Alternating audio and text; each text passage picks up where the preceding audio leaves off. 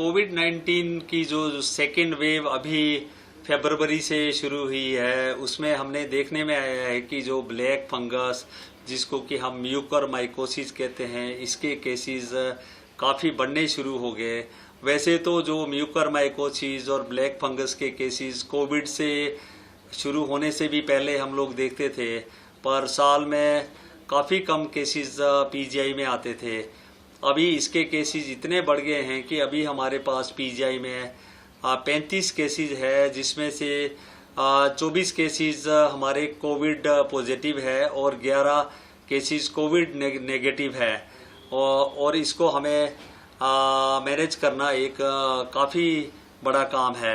ये देखने में आया है कि जो पेशेंट कोविड के हैं और जो डायबिटिक है या इम्यूनो कॉम्प्रोमाइज्ड है, और इसमें पेशेंटों को काफ़ी लोगों को इंडिस्क्रिमिनेट यूज ऑफ स्टीरॉयड हुआ है, तो उसमें ये म्यूकरमाइकोसिस देखने में आया है। कई बार तो जैसे कोविड के पेशेंट को ट्रीट किया गया और इवन डिस्चार्ज होने के बाद में भी ऐसे केसेस देखने में आए हैं।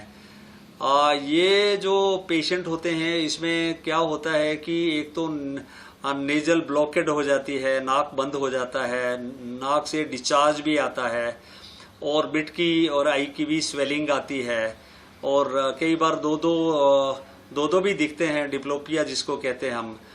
और इसमें लॉस ऑफ विजन भी देखने में सामने आता है। ऐसे केसेस में जब इन्वेस्टिगेशन करते हैं तो जो नेजल साइनसिस होते हैं वो फंगस से भरे होते हैं, और आई में भी प्रोप्टोसिस या काफ़ी स्वेलिंग आई में देखने में आती है। इसके लिए सिंपल टेस्ट है कि नोज से सैंपल को टेस्टिंग के लिए भेजा जाता है, जिसमें कि म्यूकरमाइकोसिस को कंफर्म किया जाता है। ऐसे पेशेंट्स के लिए क्या हमें करना चाहिए? एक तो ये है कि जो डायबिटिक पेशेंट्स है उनका कंट्रोल का होना जरूरी है, डायबिटिक कंट्रोल जरूरी है।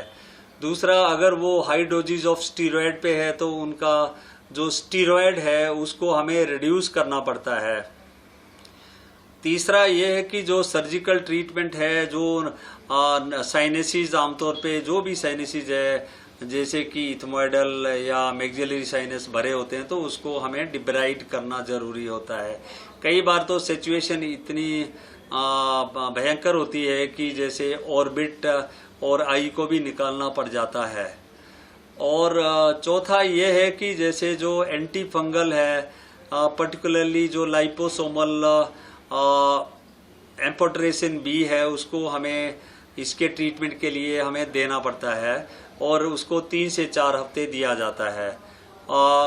जब एक बार ट्रीटमेंट ऐसे मरीजों को ना दें तो प्रोग्नोसिस काफ़ी पुअर होता है।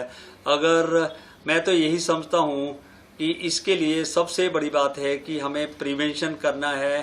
कोई भी पेशेंट जो कोविड पॉजिटिव है, उसमें अगर साथ साथ में डायबिटिक है, तो उसमें हमें स्टीरॉयड को तभी देना है जब बहुत ही अत्यंत आवश्यक हो। अगर सिचुएशन अच्छी हो तो स्टीरॉयड को देने की ज़रूरत भी नहीं है। और दूसरा ये कि कंट्रोल, डायबिटिक का कंट्रोल भी काफ़ी ज़्यादा ज़रूरी है। हमारे तो पीजीआई में ऐसे पेशेंट को ट्रीट करने के लिए टीम है, जिसमें कि हमारे ईएनटी स्पेशलिस्ट है, आई स्पेशलिस्ट है, जो कि ये तो सर्जिकल टीम है, और साथ साथ में मेडिकल स्पेशलिस्ट और एंडोक्राइनोलॉजिस्ट है, जो डायबिटीज़ को कंट्रोल करने के लिए ज़रूरी है। और साथ साथ में हमारे माइक्रोबायोलॉजिस्ट है, जो सैंपल को कंफर्म करते हैं। मैं तो यही समझता हूँ कि हमें इस डिजीज़ को बढ़ने से रोकना है, और उसके लिए यही है कि कोई भी कोविड पेशेंट है या नॉन कोविड है पेशेंट है जो डायबिटिक है, उसमें इंडिस्क्रिमिनेट यूज ऑफ स्टीरॉयड ना हो। गवर्नमेंट ऑफ इंडिया ने इस बीमारी को नोटिफाइबल डिजीज घोषित किया है। कोई भी मरीज आता है तो उसको हमें नोटिफाई करना जरूरी है।